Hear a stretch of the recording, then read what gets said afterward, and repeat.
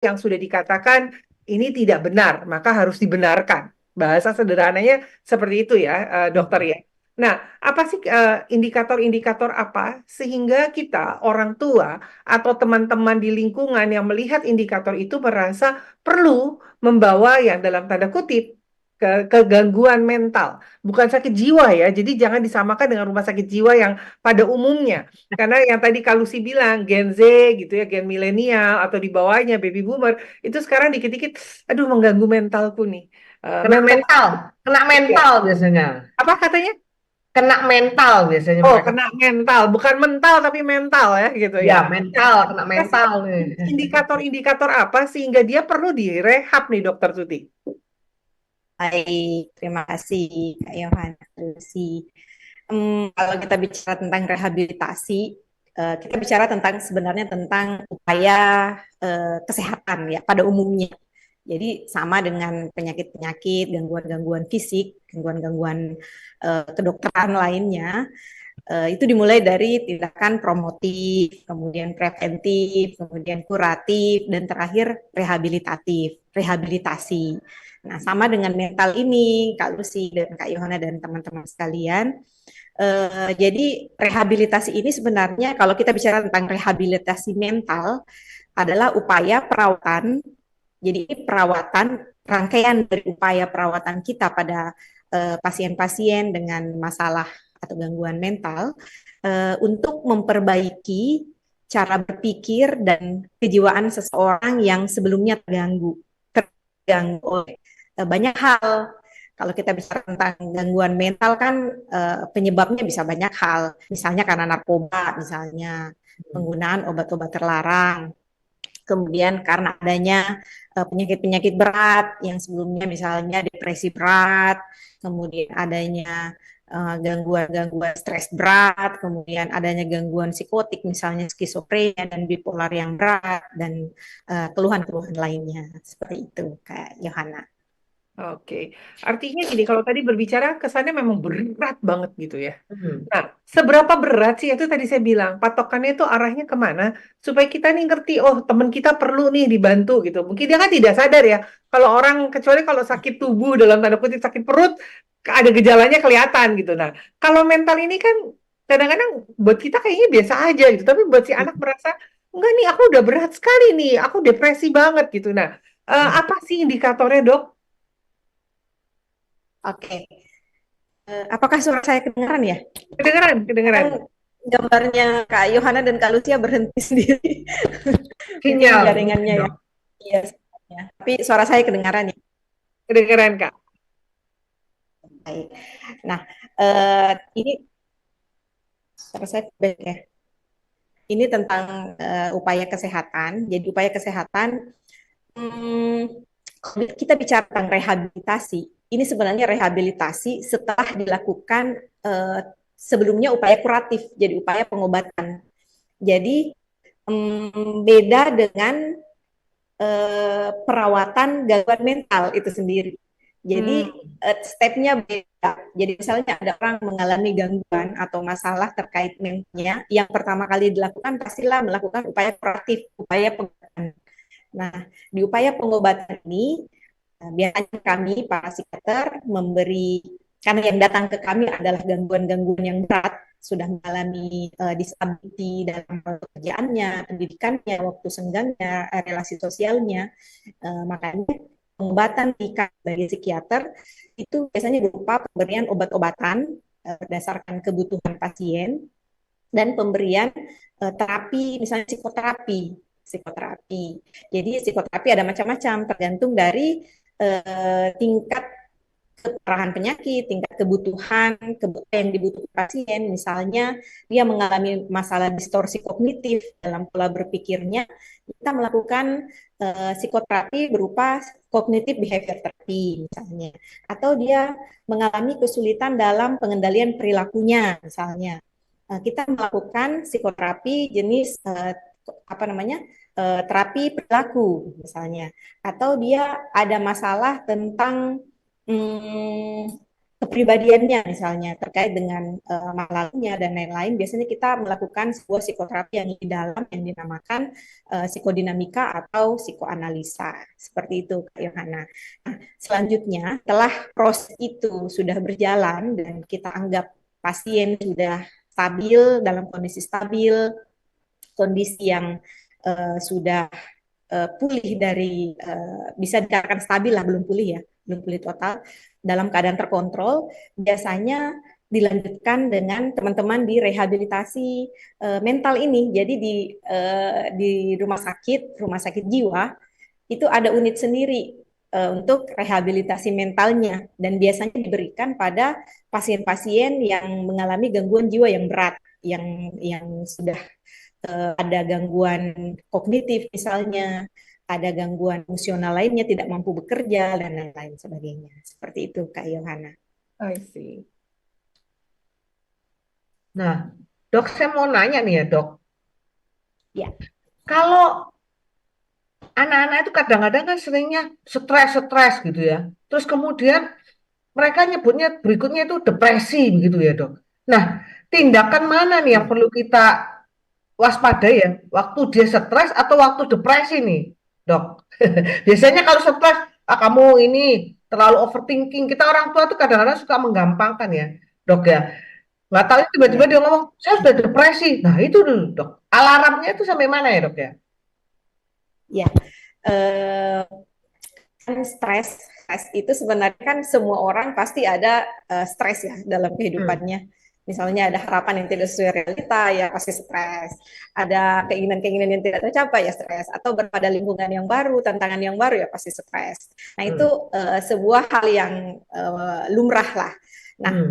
jika seseorang dengan stres itu akhirnya mengalami masalah dalam mentalnya, misalnya dia akhirnya merasa menderita dengan itu, akhirnya tidak bisa tidur misalnya, overthinking hingga tidak bisa tidur, overthinking hingga jantungnya berdebar-debar, tegang-tegang otot, sakit ulu hati, kemudian sakit kepala yang dirasakan sangat intens.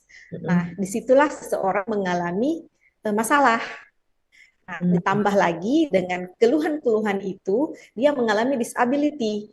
Jadi dia tidak ke kantor. Ada pasien saya yang sampai 2 bulan, sampai 3 bulan tidak ke kantor karena keluhan-keluhan yang dirasakannya itu sangat mengganggu. Hmm. Kemudian tidak bisa bersosialisasi, mengurung diri, menarik diri.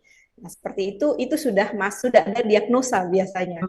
Sudah Hmm. ada I see. diagnosa, makanya perlu pengobatan. Seperti itu, Kak Lucy. Jadi perlu dibantu dengan pengobatan ya, dok ya. Iya, Kalau sudah sampai tahap jadi seperti itu ya, dok ya.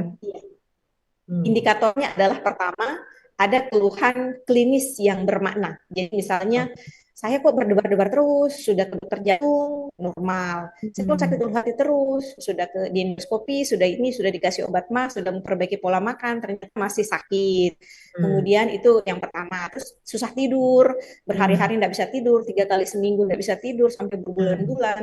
Akhirnya bangun tidur rasanya tidak enak.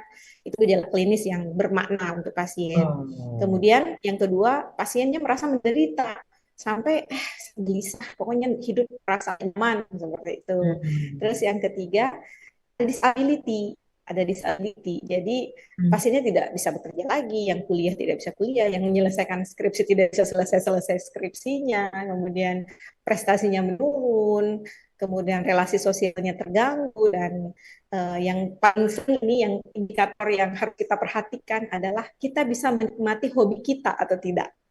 Ini Hmm. yang banyak ini ya.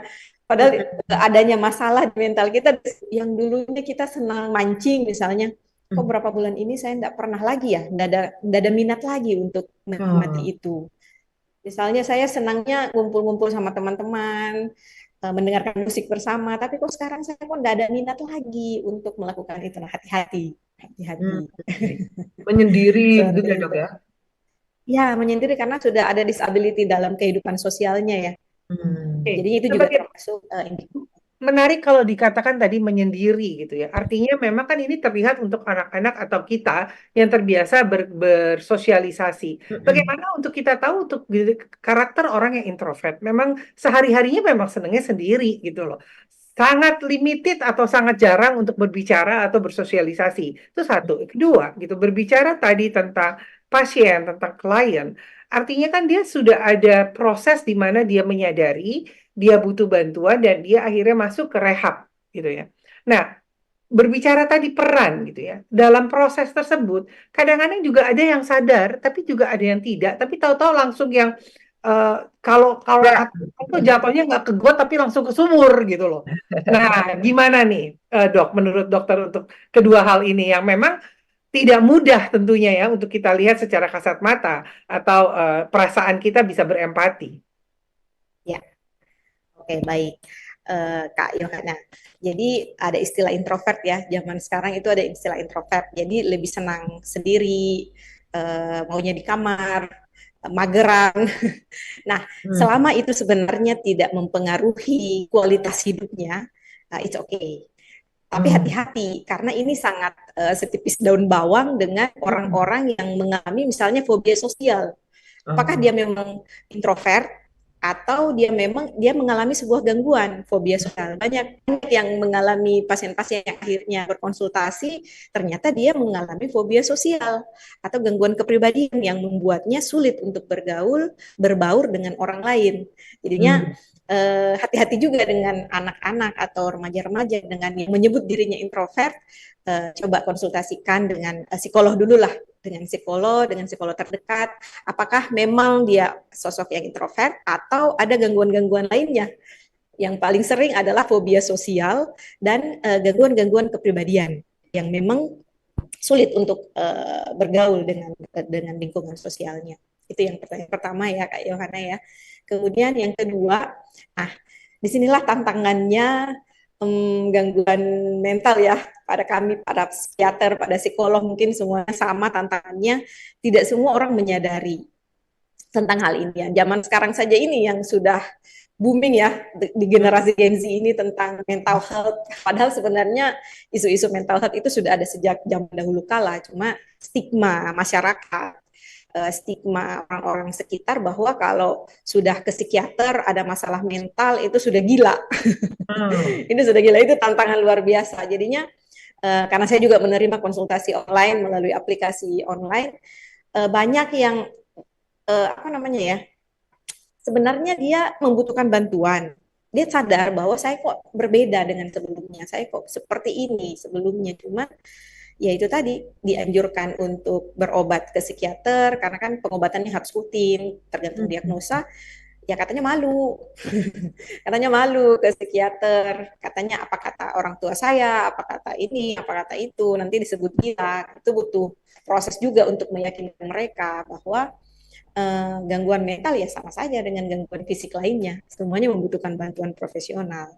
Tapi dengan adanya acara-acara seperti ini ya sangat membantu kami ya para tenaga kesehatan untuk memperkenalkan sebenarnya tentang masalah-masalah mental, tentang hal-hal yang mengganggu kesehatan-kesehatan mental di kita. Demikian Kak Yohana. I see. Nah, kebanyakan itu, dok, kalau Ya, anak-anak itu eh misalnya udah masuk nih, kita bawa misalnya ke psikiater misalnya, karena psikolog kan nggak memberikan resep ya, dok ya. ya. Jadi misalnya kita bawa ke psikiater, nah diberikan obat gitu, dok. Nah itu dosisnya itu, dok, itu ditentukan dari apa ya, dok ya? Dan apakah dosis itu eh, seiring mengikuti perkembangan dia gitu dok. Misalnya kalau makin parah dosisnya dibanyakin. Terus apakah dia bisa lepas dari obatnya dok? Kalau misalnya dari berat begitu dok.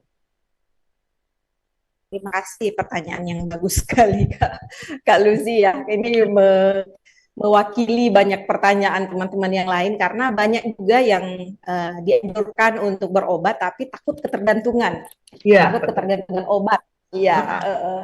Nah, melalui kesempatan ini kami sampaikan bahwa kami memberi obat sesuai dengan indikasi klinis, indikasi medis yang ada pada pasiennya. Sama dengan penyakit-penyakit lain ya. Misalnya mengalami stroke, nah kami dokter saraf akan memberi obat untuk mengatasi stroke-nya seperti itu. Nah, kalau kita bicara tentang gangguan mental kan macam-macam.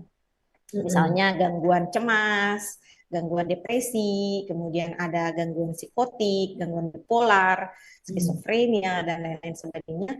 Itu akan sangat bergantung dari kondisi, dari diagnosa pasien, dan tergantung dari kondisinya. Kan pilihan obat banyak ya. Jadinya kita sesuaikan juga karena ada misalnya dengan obat antidepresan saja cukup dengan dosis sekian. Tapi di pasien yang lain perlu ditambahkan lagi dengan obat anti cemas misalnya. Itu sangat sangat apa ya, seni mengobati itu termasuk ke seni mengobati pasien dan sangat berbeda-beda Kak Lucy. Pengobatan sama dengan dokter yang lain lah. Pengobatan di dunia kedokteran adalah seni mengobati pasien yang sangat individual seperti itu. Jadi tidak bisa disamakan semua. Misalnya depresi hanya dikasih antidepresan, tidak. Cemas hanya dikasih obat anti cemas, tidak juga. Tergantung dari kondisi pasien. Terus sampai kapan obatnya diberi? Sampai kalau saya selalu karena kan kadang bertanya, sampai kapan dok saya minum obat? Sampai kamu mampu. Sampai kamu mampu menghadapi hal-hal stresor-stresor yang selama ini membuatmu cemas misalnya. Sampai kamu mampu menerima traumamu. Jadi untuk pengobatan di psikiater itu bukan cuma obat ya, kalau sih ya, tapi juga ada psikoterapi. Ada psikoterapi yang tadi saya sampaikan di depan untuk memperbaiki mekanisme copingnya pasien, untuk memperbaiki ada distorsi kognitif atau pada pasien, kemudian untuk memperbaiki pola pikirnya, untuk memperbaiki daya adaptasinya, resiliensinya, itu semua akan kita berikan di tiap sesinya di pertemuan dengan kami seperti itu Pak Lucy. Jadi tidak akan kami biarkan pasiennya ketergantungan dengan obat ya. Kami akan memberinya sesuai dengan kebutuhan pasien. Karena ada juga pasien yang butuh waktu lama untuk akhirnya bisa lepas dari obat. Dan satu lagi, ada memang penyakit-penyakit gangguan jiwa yang cukup berat, yang kalau secara teori itu bisa sampai 2 sampai 5 tahun baru bisa berhenti, tapi dalam pengalaman klinis kami, misalnya penyakit-penyakit skizofrenia atau gangguan bipolar yang berat, itu biasanya butuh waktu yang cukup lama Kak Lucy. Walaupun misalnya berhenti 2 bulan, 3 bulan, hati-hati karena bisa kambuh kembali jika tidak melakukan konsultasi secara rutin. Seperti itu Kak Lucy. Menarik sekali dok. Kalau kita berbicara tadi dari pihak si victim atau klien atau yang terdapat gangguan gitu ya. Nah, bagaimana sih dampaknya juga untuk orang di lingkungannya? Apakah seberapa besar gitu pengaruh baik mungkin dari orang tua, lingkungan kecil itu kan keluarga dulu ya, orang tua atau kakak adiknya. Lalu masuk ke lingkungan besar dalam arti kata ada tante, om, kakek, nenek. Nah, seringkali banyak orang yang merasa takut gitu ya untuk datang dalam tanda kutip, saya kan nggak sakit jiwa gitu, tapi saya terganggu. Nah, atau orang tuanya nutupin gitu. Sementara mungkin dia membutuhkan satu sensor yang membuat dia lebih semangat, bermotivasi dengan membuat dia bersosialisasi dengan lingkungannya. Mungkin salah satunya seperti itu. Nah, bagaimana nih kita orang yang ada di lingkungannya bisa mengerti, menerima dan membantu dalam proses tersebut? Nah, ini tantangan ya. Ini tantangan untuk pasien-pasien kami karena bukan dari orang yang jauh, sebenarnya dari orang-orang terdekat sendiri. Sangat sedikit dari pasien kami yang dianjurkan oleh keluarganya untuk kamu ke psikiater deh, sepertinya ada masalah deh dengan kamu. Itu sangat sedikit. Dari 100 mungkin cuma 10-20%. 10-20%. Kebanyakan pasien-pasien kami telah berobat ke dokter internal misalnya, ke dokter apa, kemudian di pengobatan tapi tidak membaik, baru dokter teman-teman sejawat yang lainnya yang mengkonsulkan ke kami, barulah itu pun butuh waktu yang lama akhirnya bisa ke kami dan kami beri pengertian. Nah, setelah datang ke poli kami barulah biasanya mengerti tentang gangguan-gangguan mental ini. Jadinya memang tantangan lah untuk kami para psikiater untuk membuat orang-orang dengan masalah mental ini bisa akhirnya mendapatkan pertolongan profesional.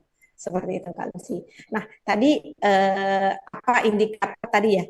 Ya, Ini membutuhkan rehabilitasi atau tidak. Nah, di proses eh, rehabilitasi ini sebenarnya kan setelah melakukan pengobatan. Jadi setelah kita melakukan pengobatan, kondisi pasien sudah stabil, cemas sudah bukan cemas sih, kalau cemas sangat sedikit yang membutuhkan rehabilitasi mental. Misalnya pasien skizofrenia, pasien yang dengan pola pikir, gangguan pola pikir yang berat. Jadi pasien sudah terkontrol dengan obat, pasien sudah tidak lagi berperilaku yang berbahaya misalnya. Nah, biasanya di proses rehabilitasi itu biasanya tim tim di unit itu akan bekerja yang pertama dia akan menilai kemampuan sampai di mana kemampuan keterampilan pasien saat itu. hmm, Nah, itu yang pertama. Terus yang kedua pasien diajak beserta keluarganya ya sebenarnya untuk menerima keterbatasan karena penyakitnya. Jadi pasien dengan gangguan mental yang berat, ya itu memang bersama-sama kami untuk bisa menerima bahwa ada keterbatasan setelah mengalami penyakit-penyakit mental yang berat ini. Kemudian yang ketiga, ini yang paling penting mungkin sesuai dengan tema kita saat ini, mengidentifikasi dukungan apa yang dibutuhkan agar bisa kembali ke kehidupan fungsional. Ini termasuk dukungan dari keluarga. Sangat penting dukungan dari keluarga untuk proses rehabilitasi mental pada pasien-pasien yang mengalami gangguan mental yang berat. Nah, kalau dikategorikan ya Kak Lucy dan Kak Yohana ya, memang ada gangguan jiwa yang ringan, ada gangguan jiwa yang sedang, kemudian ada gangguan jiwa yang berat. Sama dengan depresi misalnya, ada depresi ringan, depresi sedang, depresi berat. Begitu pula dengan bipolar, begitu pula dengan penyakit-penyakit lainnya. Nah, yang dimaksud di sini penyakit jiwa yang berat misalnya skizofrenia. Nah, hmm, skizofrenia ini kan sudah mempengaruhi pikirannya seseorang. Jadi dia tidak eh, misalnya ada halusinasi, ada waham, kemudian sulit membedakan yang mana yang real, yang mana yang tidak, yang mana yang nyata, yang mana yang tidak nyata. Karena memang struktur di otaknya itu sudah mengalami gangguan karena penyakit ini. Jadinya untuk itulah dilakukan rehabilitasi mental ini untuk pasien-pasien dan gangguan jiwa yang berat seperti itu. Begitu nah, dulu. Kak pertanyaannya Yoho. tadi dokter, kalau bagaimana peran kita, kan kita sudah mengetahui, menerima lalu membantu, gitu ya, terlibat. Sejauh apa? Karena kadang-kadang ada ya, kalau kita berbicara anak-anak misalnya Gen Z atau Gen milenial, mereka merasa tidak membutuhkan orang tua gitu loh, atau mereka merasa risih gitu ya untuk terbuka. Karena kalau kita lihat tadi kan memang cuma 10 dan 20% orang yang mau datang karena direkomendasikan. Tapi kita berbicara, oke lah, datang itu karena dia tadinya misalnya ke psikolog, terus dia dapat arahan dan segala macam sehingga ke psikiatris gitu ya. Nah, bagaimana orang tua ini tuh kan kayak dulu misalnya contoh ya, dulu kalau kita bicara autism, orang yang memiliki anak autism tuh takut sekali untuk berbicara itu. Tapi sekarang zamannya sudah berubah. Orang akan dengan senang hati segera mungkin bisa dibantu pada saat dia tahu anaknya mulai ada autism. Sama, kita autism kan juga ada gradasinya ya, biasa, menengah dan dalam. Nah, bagaimana dengan kesehatan mental gitu loh? Apakah dia juga sama seperti autism dulu, orang tua malu mengakui gitu ya, sehingga tadi gitu loh. Dan juga bagaimana dengan si anak, kalau anaknya juga nggak berani gitu ngomong, sebetulnya dia membutuhkan bantuan orang tua. Bagaimana sih kita nih, orang tua atau orang yang ada dekat, mungkin anak kita, mungkin suami kita, istri kita gitu, yang terlibat dalam permasalahan yang bisa dikatakan kesehatan mental itu. How to-nya gitu loh. Nah, Oke, jadinya lebih ke ini ya Kak Lucy ya, Kak Yohana ya. Sebaiknya lebih apa ya, lebih hmm, aware bahwa selain masalah fisik, masalah penyakit kesehatan fisik, kita juga tidak bisa lepas dari masalah mental kita. Jadi ketika orang-orang terdekat kita mengalami perubahan dalam pola perilaku mereka, pola berpikir mereka, pola perasaan mereka, kemudian pola adaptasi mereka. Nah, itu sebaiknya segera konsultasikan ke profesional karena ini terkait dengan mentalnya. Apalagi jika kan orang terdekat pasti kita tahu ya tentang tekanan-tekanan yang dia alami misalnya, atau ada sesuatu yang terjadi misalnya. Yang paling sering saya dapatkan adalah para Gen Z ini putus cinta. Nah, pada saat mereka putus dengan pacarnya, ini banyak loh Kak Lucy. Banyak saya dapatkan di aplikasi konsultasi online yang mengalami depresi akhirnya dengan itu. Mungkin mungkin karena mereka awalnya mereka bilang gini, "Dok, saya takut cerita ke orang-orang sekitar saya karena saya takut dikira lebay. Saya takut dikira baper." Kan, tapi setelah kami lakukan wawancara, gejala-gejala depresinya ada. Jadi dia sudah merasakan sedih yang mendalam, menangis tiba-tiba, kemudian tidak lagi berenergi, tidak bersemangat, dan dirasakan terus-menerus selama kurang lebih 2 minggu. Nah, itu kan sudah masuk kriteria diagnosa gangguan depresi.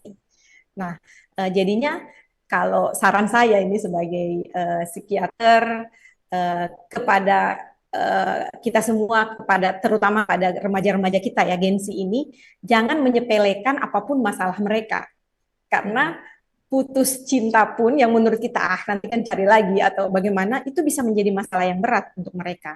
Apalagi jika mereka itu ada trauma ditinggalkan oleh orang tua misalnya, trauma melihat orang tuanya ada yang selingkuh misalnya, kemudian diselingkuhi lagi oleh pacarnya. Ini bisa jadi masalah berat Kak Lucy. Ini ada kaitannya dengan trauma kembali, karena rasa-rasa yang perasaan dulu waktu dia kecil itu tertrigger kembali, dan gejalanya bisa jadi lebih berat. Dan fenomena yang saya banyak dapatkan di teman-teman, di anak-anak, saya menyebutnya anak ya, anak-anak Gen Z ini, anak-anak kita Gen Z ini adalah sampai ke perilaku self harm dan dorongan suicide. Wah, itu sangat sangat luar biasa. Dari misalnya ada beberapa 10 pasien yang konsultasi dengan saya di tiap harinya, itu ada sekitar 7-8 yang sudah ada perilaku self harm-nya dan dorongan suicide-nya. Seperti itu kalau jadi, dan Kak Yohana. Jadi lebih aware lah, dan jangan menggampangkan tentang masalah mereka, karena kan kekuatan mental mereka berbeda dengan kita ini yang generasi milenial ya, yang tahan banting. Gen Z ini cenderung lebih mungkin karena tantangan hidupnya lebih mudah ya, sama lahir sudah teknologi dan sebagainya, jadi lebih mudah, berbeda dengan kita.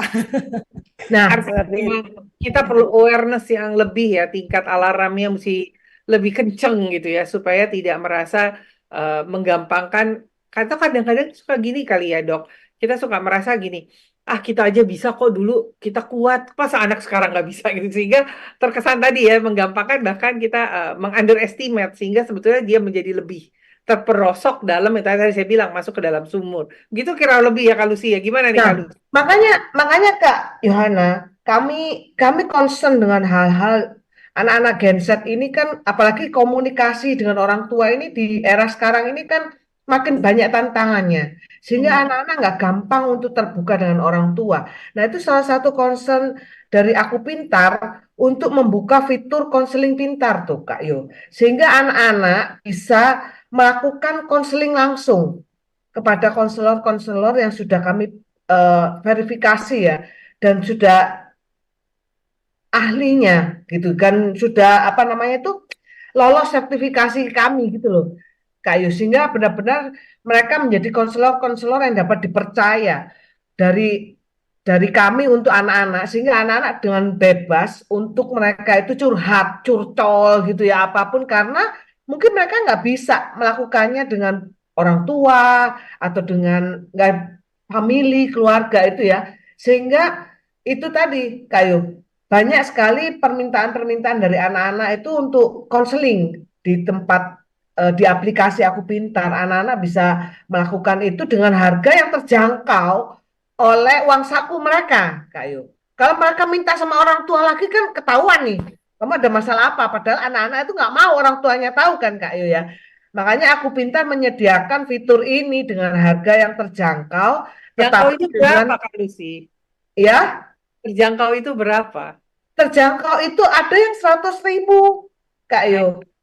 Nah, jadi atau kita kan banyak memberikan voucher-voucher, Kak Yu.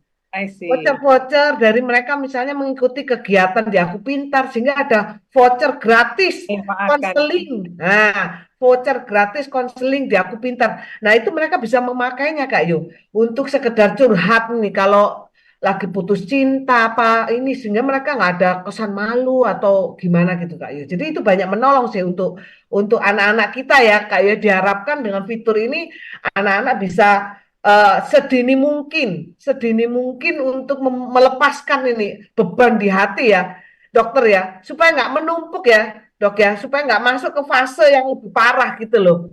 Biasanya orang tua kalau yang menye-menye gitu, katanya orang tua itu kan begitu, ceritanya menye-menye ya gitu, roman-roman begitu. Nah, biarlah ini menjadi apa namanya anak-anak bisa konseling dengan konselor yang mereka sukai gitu. Mereka bisa milih Kak Yu di situ Kak Yu. I see. Ya benar sekali. Artinya gini, memang kalau tadi kita kita bisa rangkum gitu ya, Kak Lucy ya, dari yang kita bicarakan, bagaimana sebetulnya peran kita untuk mengetahui kita pribadi, kalau pada saat kita depresi yang mendalam dan kita membutuhkan pertolongan, kalau kita perlu ada fitur lewat aplikasi, tetapi Hmm, juga yang dipercaya, karena ya, betul. hati-hati ya. Jangan sampai masuk ke fitur-fitur yang tidak bisa dipercaya, tidak ada izin yang sah gitu ya, lalu Betul. mereka curhat, lalu Hmm, beritanya menjadi sarana media sosial. Nah, untuk ini Aku Pintar tuh benar-benar bisa dipegang karena memang hmm. di waktu itu saya ingat banget disahkan pun oleh Kementerian Pendidikan dan Kebudayaan kalau nggak salah Ya, benar. 2018 ya Kak Lucy ya. Ya, Jadi kita juga semua terpilih ya kok.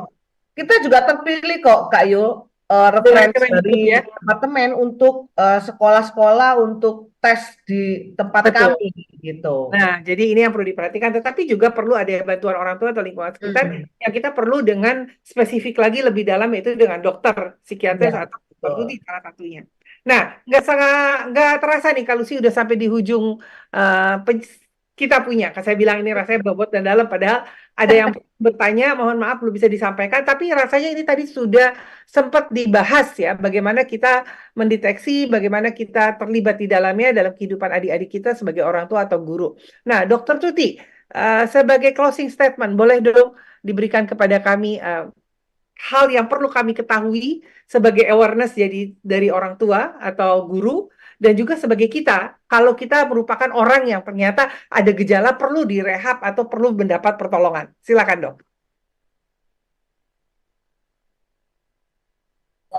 Eh, Pertama untuk sekarang kan yang lagi masalah Dokter kesehatan suaranya gengsi ya. putus-putus. Boleh diulang? Putus ya? Ya, Ini nah ada sekarang masalah. sudah bagus. Oh, sudah. Mungkin mic-nya Baik. mesti dipegang lagi kayak pertama. Ya, ya. Bicara tentang masalah kesehatan mental, ini kan hal yang sedang booming ya saat ini, Hmm, terutama di kalangan Gen Z. Dan karena Gen Z ini kebanyakan anak dari kita kaum milenial yang berbeda generasi, kemudian berbeda stresor, berbeda daya tahan, berbeda resiliensi dan apapun sebagainya. Jadinya kita sebagai yang lebih tua, yang milenial, generasi milenial ini sebaiknya jangan memakai kacamata kita untuk mereka. Pahami bahwa apapun dari kita yang menuntut, menekan, kemudian tidak apa namanya ya, tidak paham, tidak kalau kata mereka tidak peka terhadap apa kebutuhan mental mereka, itu bisa jadi masalah loh untuk mereka. Karena mereka sangat terbiasa dengan teknologi yang menggampangkan segala hal. Jadi memang kita mesti membuat mereka paham bahwa hidup itu tidak gampang. Karena yang mereka rasakan hidup itu gampang. Nah, ketika yang saya lihat dari pasien-pasien, ketika mereka sedikit saja merasa sedih, seolah-olah mereka tidak mampu menampungnya. Ketika mereka sedikit saja merasa kesulitan, mereka sangat mudah menyerah. Nah, disitulah tugas kita para generasi milenial yang sudah tahan banting ini untuk memberitahu, untuk memahamkan kepada mereka bahwa rasa sakit, rasa sedih, kesulitan, apapun itu adalah hal yang harus kita lalui. Jangan menyerah dengan hal-hal sulit, karena mereka tidak terbiasa dengan kesulitan. Itu masalah mereka. Sangat terbiasa dengan kemudahan, dimudahkan. Teknologi memudahkan mereka. Mereka mau makan tinggal pesan Gojek, nggak perlu jalan, nggak perlu makan. Nah itu hmm. masalah juga karena itu sudah proses panjang. Nah, ketika lo kompor di apa namanya? Bukan kompor. Ketika Gojeknya misalnya jaringannya masalah ya, itu bisa jadi masalah untuk mereka. Itu bisa Ya, jadi Hmm. stressor yang berat untuk mereka seperti itu. Seperti itu sih Kak Yohana ya dan Kak Lucy. Jadi ya, lebih lebih apa ya? Lebih aware lah tentang kondisi para gensi kita, para anak-anak. ya. Demikian, Nah, Kak Lucy. terima kasih Dokter Terima Tusina. kasih. Lalu sih sendiri, kira-kira tadi sempat disampaikan tentang Aku Pintar. Boleh dong kembali di-remind kepada kita, apa sih Aku Pintar, dan kenapa Aku Pintar ini juga concern dengan kesehatan mental? Iya, ini komitmen kami dari kita kan bergerak di IT ya, dan anak-anak Gen Z ini banyak bersentuhan dengan IT. Jadi ini kontribusi kami untuk anak-anak Gen Z untuk dapat mengakses konseling pintar lewat aplikasi. Sekarang uang itu nggak masalah. Karena apa? Karena di Aku Pintar kami juga menyediakan bermacam voucher Hmm. kegiatan yang mereka bisa ikutin, kemudian mereka mendapat reward voucher konseling gratis. Jadi nggak ada alasan untuk saya nggak punya uang, jadi nggak bisa konseling. Jadi saya masalah saya pendam saya enggak. Di Aku Pintar semua anak-anak kami berusaha untuk mengakomodasi kebutuhan anak-anak nih Kak Yu. Jadi bukan cuman apa namanya di akademis ya, tapi ini yang penting mental mereka. Kalau anak-anak itu dengan mental yang sehat, mereka pasti dapat mencapai prestasi akademis yang baik. Itu sih cita-cita dari Aku Pintar sih. Amin. Terima kasih banyak ya. Hadirin sekalian, jadi perlu diperhatikan bagaimana kita peran orang tua harus lebih teliti, lebih peka terhadap anak-anak kita, kepada adik-adik kita, dan juga kepada kita yang mungkin dalam proses depresi yang begitu mendalam dan tidak tahu harus kemana, kita tentu bisa datang kepada orang yang kita paling dekat dulu, mungkin orang tua, sahabat kita yang bisa dipercaya, dan akhirnya kalau memang dibutuhkan tenaga ahli, jangan takut. Mm-mm. Tidak ada yang merasa perlu dimalukan atau tidak ada merasa perlu menjadi kecil hati karena kesembuhan itu adanya untuk kita. Dan Betul. kalau kita baik, kalau kita sehat, kita sembuh, maka kita akan melakukan segala sesuatu dengan aktivitas itu menjadi lebih baik juga dan Ya, hasilnya menjadi optimal. ya. Akhirnya saya Yohana Elizabeth Hadjadinata bersama rekan Saya saya. saya Lucia Kustina. Dan terima kasih untuk Dr. Sriwati Astuti yang telah bersama-sama kita. Akhirnya sampai ketemu kembali di Satu Hati, hatinya kita semua.